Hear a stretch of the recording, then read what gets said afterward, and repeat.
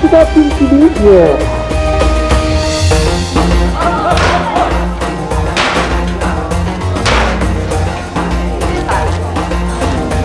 大家猜里面是什么东西？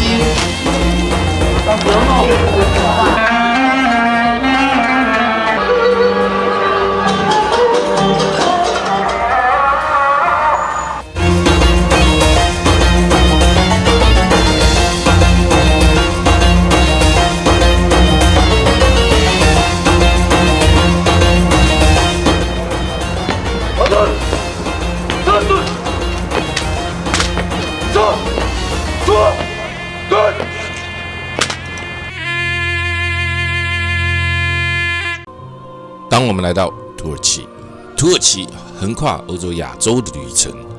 我们在3月份，小英带着我们来的来今嘛烫架咖啡龙啊烫架咖来去浸温泉。上早以前20世纪的前后，棉堡这个所在，伊是无法度不是无法度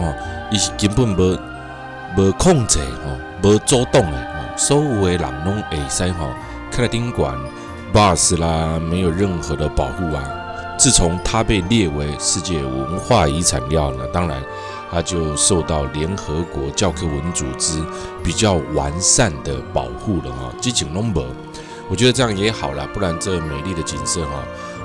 很可惜就会被破坏掉了。棉堡它在不同的气候底下翕起来，景色是无相同款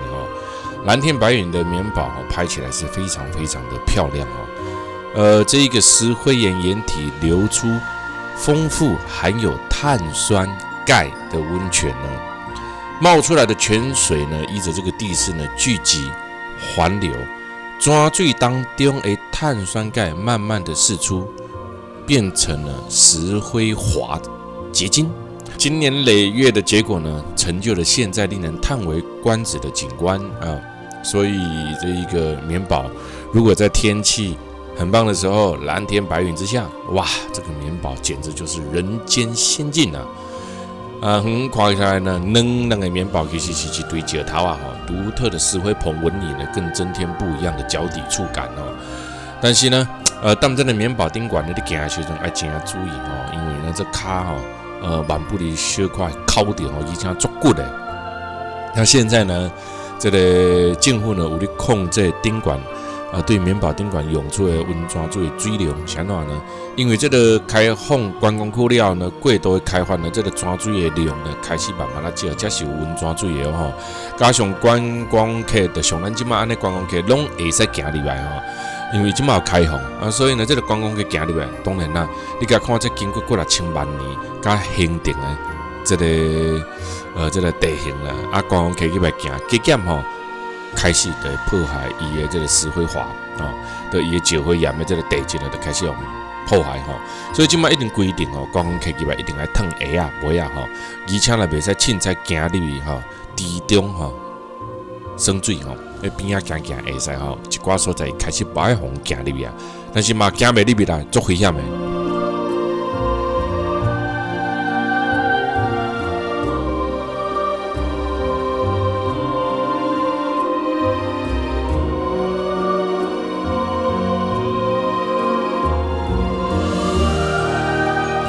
来所以呢，来遮当然啦，咱若行动较不便的人也是年纪较大的人会建议大家莫黑白行小小行就好棉堡开放观光区了就是即马这个状况所以即马你入内底呢爱烫架卡目前一定看袂到有人入去浸温泉十几年差不多15、20年前你踏进内底，你会使看到有人穿泳衣走入进内底你浸温泉另外呢，佫会使看到真侪人穿鞋穿迄个胶鞋冲入内底，即马拢看袂到这个当天跟夏季2季不同的水量管制区呢，避免水源拮据枯萎这就是即马的棉堡来到棉堡，哇，真的还是会觉得很震撼哈。这个棉堡它在这边呢，应该它的名字叫做帕木卡雷哈。这一座古迹温泉游泳池就在整个棉堡景区的正中心哈。也因为呢，上面的这个赫拉波利斯遗址呢下陷，变成了温泉区，过去属于阿波罗神殿的一个部分。现在呢是绝妙的一个非常大的体验哦。温泉水用出来温度35度到55度哈。之前来家有人问讲这温泉水浸开温泉水到超过这个70度哈，都不是你这个煮这个温泉弹弓哈，这个下去以后还得了哈，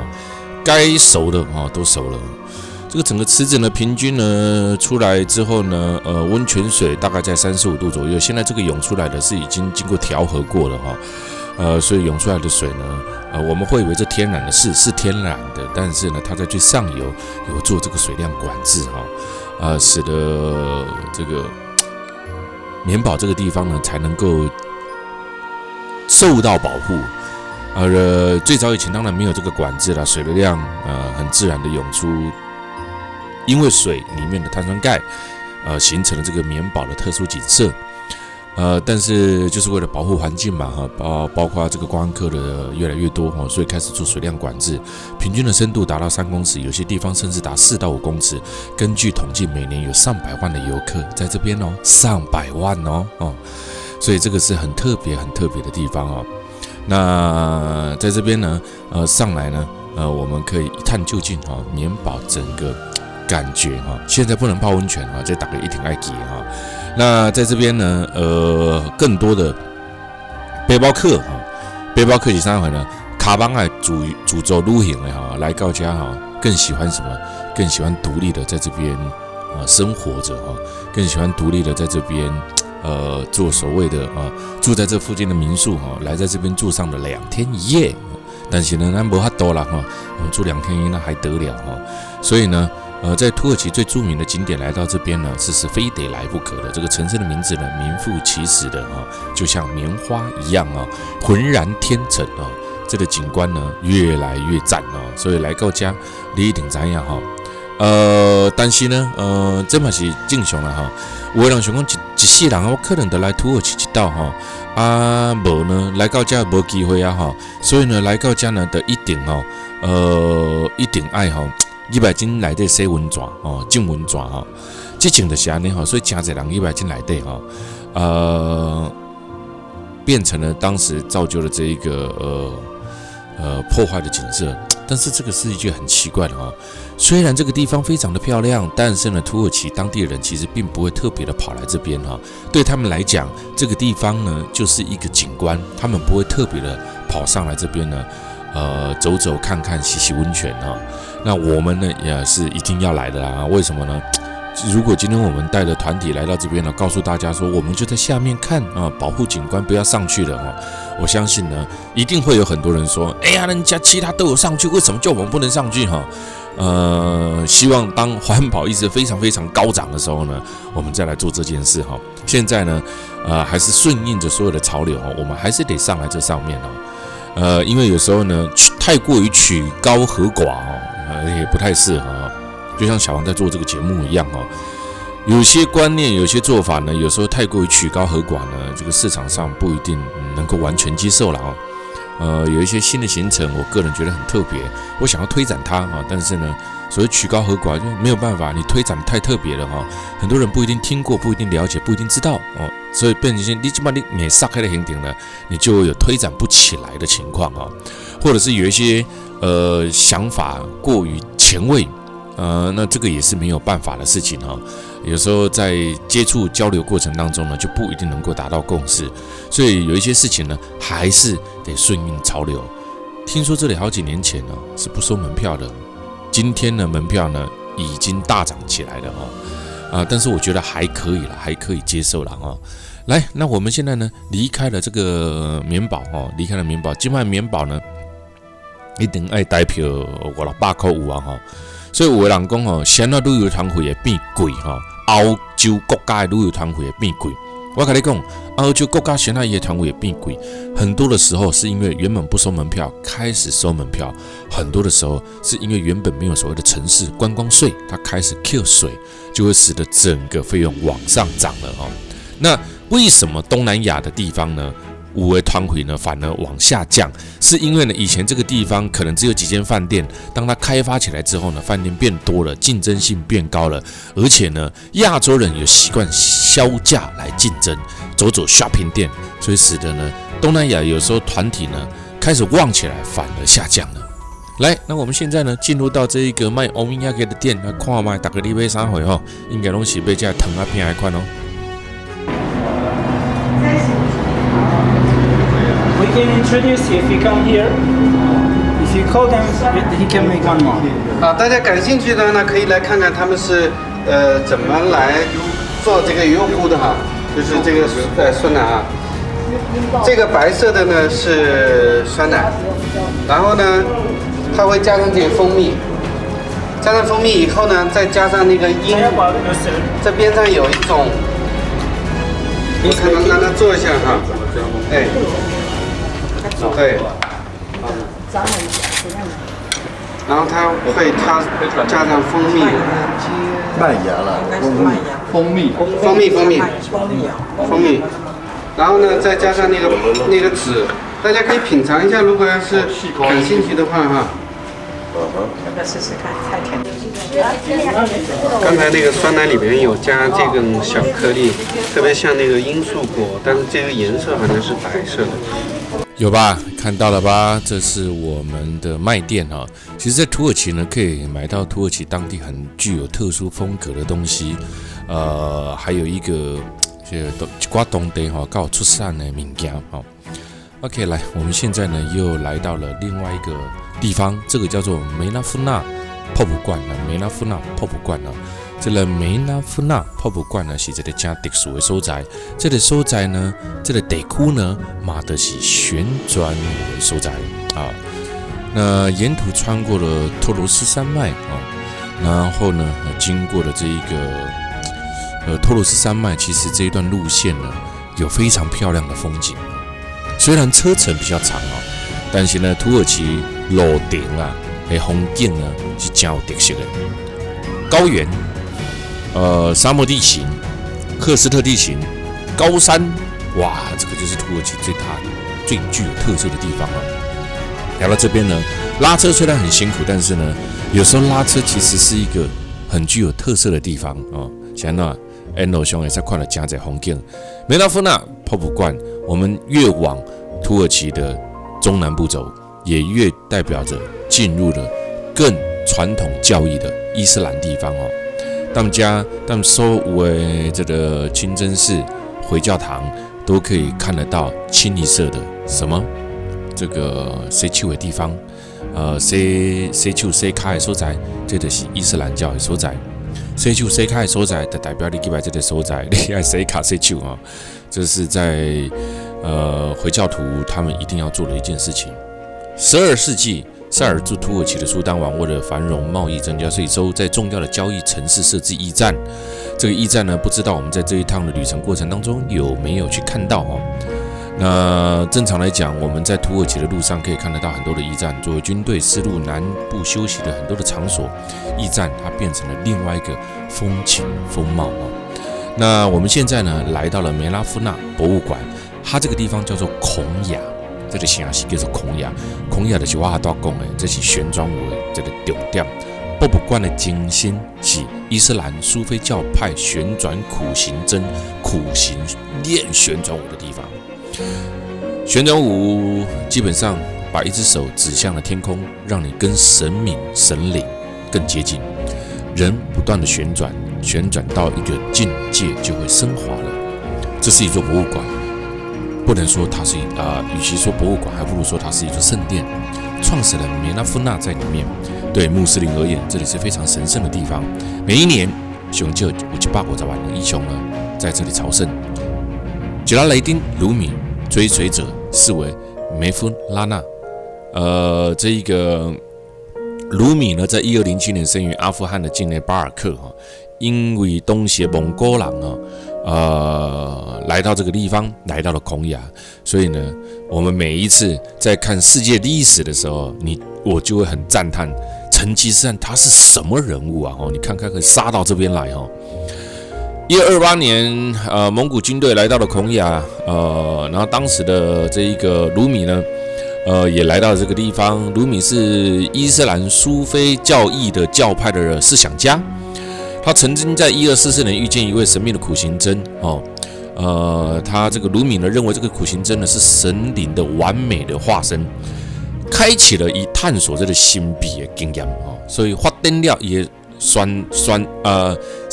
旋转舞啦谁来谁去的舞谁灵动的舞这个宇宙大爱的哲学思想并化为动人的诗篇。其中他最重要的诗集叫做《马斯维纳》，流传在世界上博物馆的外观十分的抢眼，远远就可以看到那个笛子般的尖塔，还有塔身所覆盖。走进园区里面就可以看得到，进入博物馆当中，你可以看得到苦行僧晋升的地方。来到这里面呢，当然你可以看得到更多的这些当时这些苦行僧所穿着的衣服、衣物，还有他们当时在这里修炼的整个情况。这里的展区一边是梅拉夫纳的陵墓及伊斯兰的圣器，另外一边展出的是旋生活什么叫旋转舞的生活？博物馆内底呢，还有高起的圆顶，还有好几个小圆顶，这个叫做宣礼塔那奥图曼式的上这也在到6基的宣礼塔所以引人注目的当然就是以瓦官的蓝绿色的讲塔据说呢，美拉夫当时你起这个陵墓的时阵呢，陵墓不管哪起，只要不比蓝色穹顶更为华丽就可以了。心中便为尖塔将他的石棺呢安葬在他的尖塔的正下方。博物馆其实跟陵墓呢只有1线之隔。进入博物馆，我们要穿鞋套，内部禁止什么拍摄，禁止什么摄影，禁止录影。走入陵墓区，只见一座大大小小的石棺，最大的一座呢就是梅拉夫纳，旁边其他的地位较高的苦行僧呢，缠着这个比较大的巨大的头巾呢，象征其上无比的这个精神所以咱点来再看呢，但伊斯兰教有在膜拜的，他们都是朝向东方麦加的地方来去朝拜。在伊斯兰的教堂里面是看不到神明的，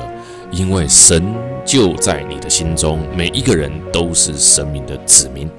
所以呢，也可以看得到，大家都叫我是穆罕默德所有名都要冠，那是冠夫姓是冠上穆罕默德。那这个地方呢？的仪式厅，现在我们所看到这个叫仪式厅它也就是过去苦行僧苦练旋转修行之处这里还展出了塞尔柱到奥图曼时期伊斯兰教重要的收藏的可兰经、土耳其地毯、吊灯、木雕、麦加朝圣的壁瓮。当然上重要的，听讲来底啃穆罕默德的嘴手这个。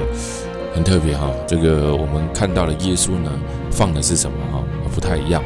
手谕啦，包裹耶稣的裹尸布啦等等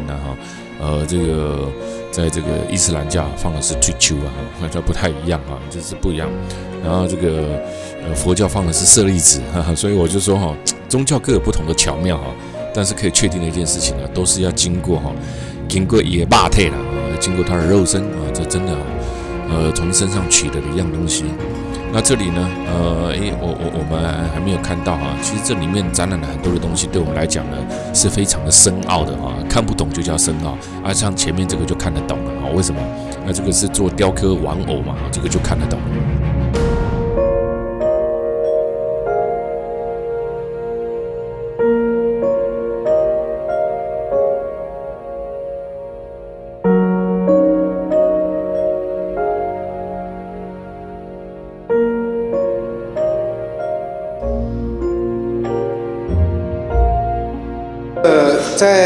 在这里呢，我们在右手边的话，大家可以看到有穿着白袍的这个，他们就说，他们这个流派专门跳旋转舞的，这样的这个教友那他在跳舞的时候，在刚开始的时候打招呼的时候呢，他是双手这样抱在胸前，然后开始跳的时候呢，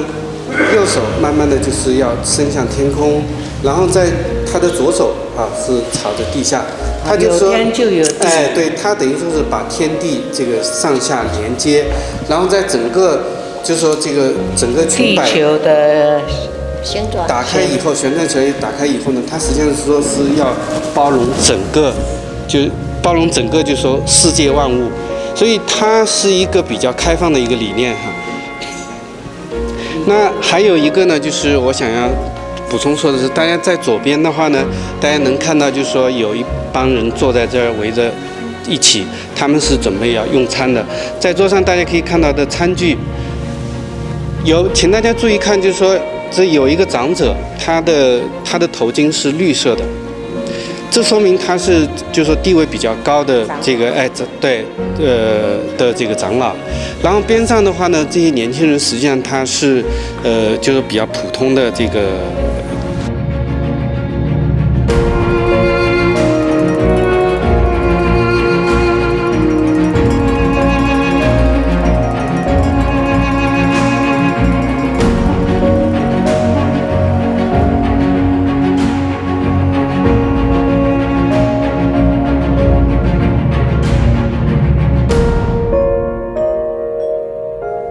有没有看到外面的这几座的宣礼塔？我都在讲的哦，那个包括蓝色的穹顶、屋顶哦，大大小小圆塔甲尖塔哦，上这下使到6基的宣礼塔哈，这一基通起来的这个叫宣礼塔哈，但是很少了哈，一般来讲都不会有比这一个蓝色清真寺还要来得多哈。那这个地方也就是以前玄奘五苦行僧他需要所做的这一种水行窟的所在哈，净身啊，水行窟哦，水行窟比较直接的话哈，就是净身的地方。苏菲教派呢，源自于伊斯兰教，有点类似像西藏密宗的佛教。苏菲教派呢有祈祷室，然后呢，这个教派呢也比较特别呢，它有主祭司口中念着祈祷文，当他在念祈祷文的时候，全身会颤抖，那皮皮抓的哦。教友们呢，跟着在念的时候呢，鬼神哭嘛，皮皮唰，来了，没有看到人跳旋转舞，但是看到这个雕像，这个雕像比看到人还重要哦。所以咱行出来这个梅拉夫纳泡泡馆的外口面呢，在马上看到这个雕像，梅拉夫纳旋转舞的人偶雕像，赶紧的哦，来甲一张来翕一下哈，看野球来旋转一下。来完了之后呢，我们就准备来到这个地方，这个地方叫做古驿站，就我刚刚前面介绍的。为什么会有古驿站呢？那我告诉你吧。成吉思汗以前呢，一路攻打到了土耳其，最远打到哪边？这个我解释过好多次。最远呢，打到快到维也纳。那当时呢，除了这个之外呢，还有一个重点就是呢，在这过程当中呢，一直有来自于东方所传的丝绸之路，而丝绸之路呢，走到了小亚细亚地方，在过去就是通往欧洲了。丝绸之路总共有2-3条路线，其中一条最著名的就是我们现在所看到的这一条。这里呢，当时呢就留下了很多的交易场所，这些交易场所呢就是马匹，还有呢这丝绸之路的这个人马呢，一路经过在这个丝绸之路行驶的时候呢，它需要有一些粮食交替、交换物品的交换，而这些驿站就是当时在丝绸之路来往东西方的商人就会存在这个丝路的驿站当中来去做交换。这里的驿站在土耳其大大小小有上百个，现在很多的驿站，它就出租 BOT 啊，让人家来做餐厅。你说赞不赞？我觉得超棒，很棒。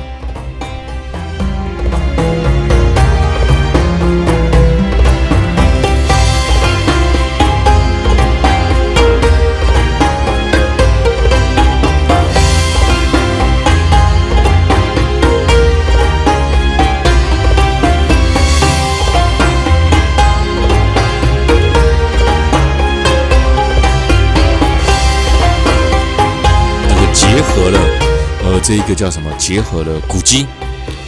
结合了古迹，在古迹里面用上一餐土耳其的餐食啊，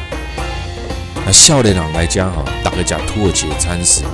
简直是什么崩溃发狂。它的崩溃是什么？怎么有这么好吃的为什么？因为土耳其的料理呢，喜欢用了所谓的辛香料芳料。但是这样物件呢，对中老年人来讲呢，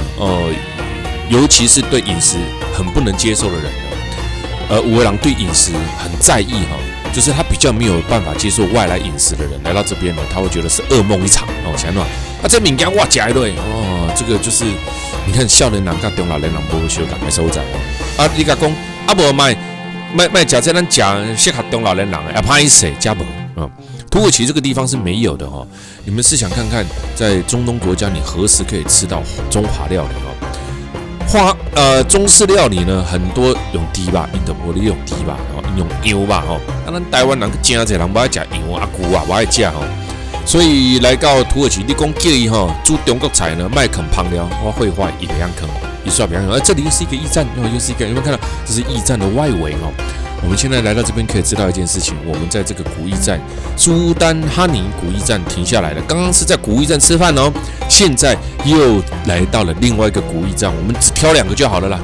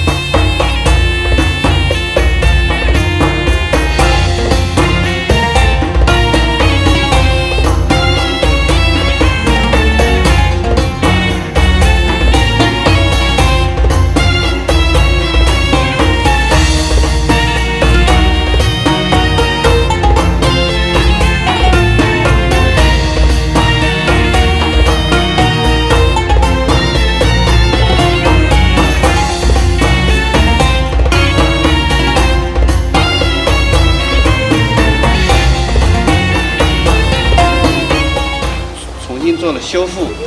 但是这个门口大家可以看到这些雕刻的话呢，还是这个原始、古老的这个留下来的艺术啊，这个雕刻艺术。那我们再看到就说，这个驿站的话呢，它是就建在这个商路上面，那就是说这个经过这里，他们就可以在这边做这个补给、做休息。那这个边上呢有个小镇哈，这个小镇呢也就是苏丹汉这个名字哈。那我们可以看到，就是说中间的话呢，它有一个天井，这个天井呢就是在天。这里产的啦。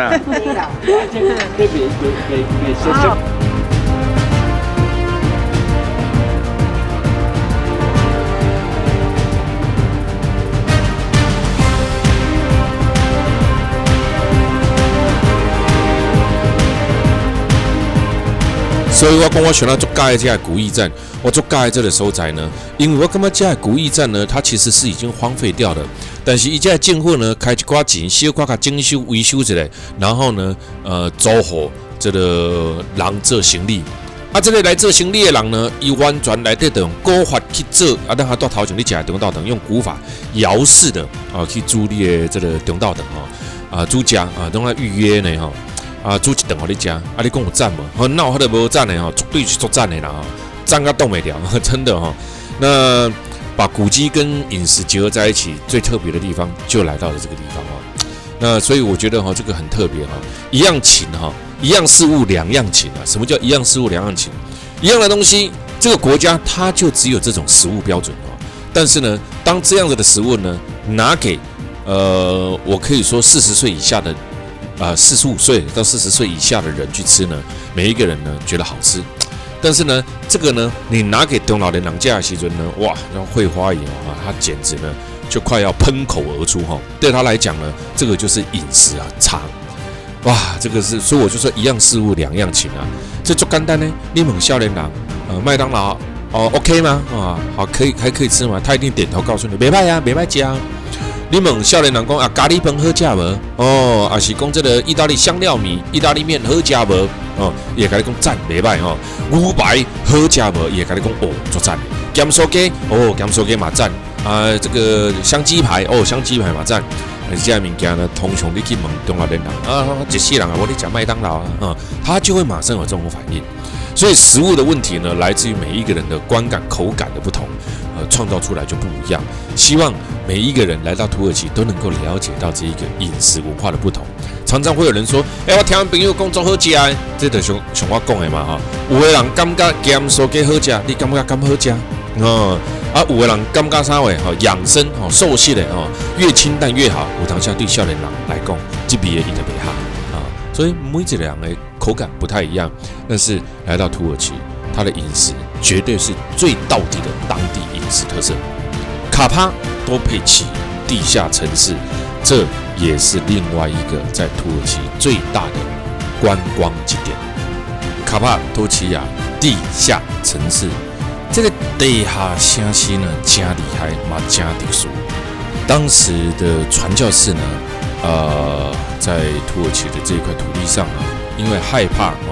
这个异教徒嘛，鄂图曼帝国呢，当时呢，攻占了整个土耳其的时候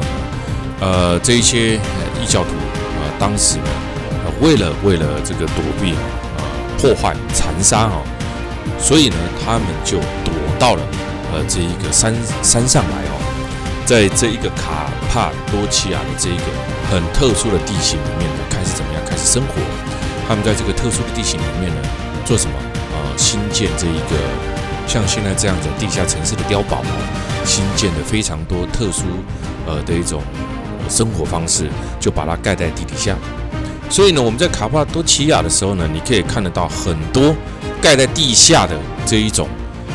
生活的穴居，也可以看得到就一间一间竖立在卡帕多奇亚的这个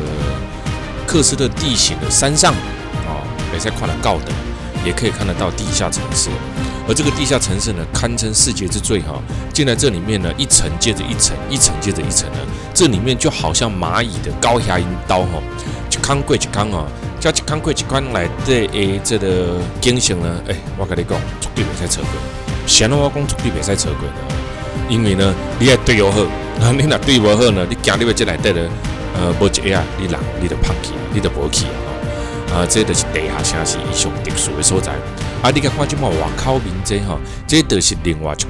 有住伫顶悬的，住伫较壁山壁上面的山洞顶悬的，嘛住伫这个地下崩坑内底，拢有都有。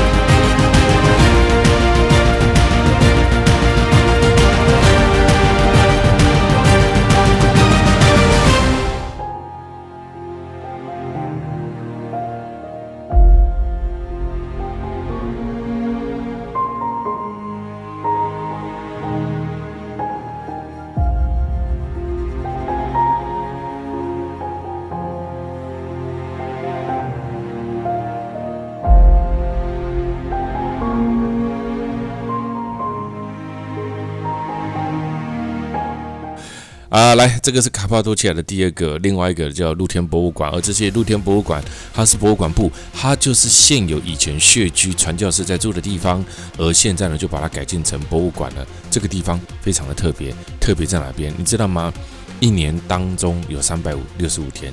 ，365天当中呢有几天，你知道吗？这个卡帕多奇亚，你看它这个地形，你看这个山，你就知影寸草不生。一年当中，你敢知影？伊会落雨的时间无超过20几天今天非常特别的我们来到了卡帕多奇亚，下雨喽！下雨了代表什么呢？代表着这里的热气球就不能够做了哈。哇，真的是很可惜，非常非常的可惜哈。但是换一个立场，我们也可以去思考看看呢。哇，这个在这个不毛之地啊哈，什么叫不毛之地？卡帕多奇亚之所以有这种地形呢，这一种喀斯特地形地貌这么奇特，好像有如咱台湾讲的月世界的景色，就代表它几乎没有在下雨的哦，少之又少。那你说完全不下雨是没有了啊，但是呢，我们难得遇到的这个下雨呢，对当地人来讲是有如天降甘霖，对他们来讲，这么一点点的雨水就非常非常的重要啊。所以呢，我讲对他们来讲重不重要？非常重要啊！这一点点的雨水呢，足以让他们生活很久啊。所以这个就是我说的对当地人来讲，一年当中几天的下雨呢，对他们来讲非常重要。对观光客来讲，这个下雨呢，可能呢。会让他这个叫什么油性尽失啊，会觉得说哇，来到家里的好有什么艺术呢这讲跨款了去年的时候我到了南法一趟，到了这个南法的时候呢，也是一路下雨这边也下，那边也下，下到还水流成河但是有时候呢，不一样的感受嘛有的人就会觉得啊，这没办法，这是天公不作美有的人就会觉得这是这个环境的问题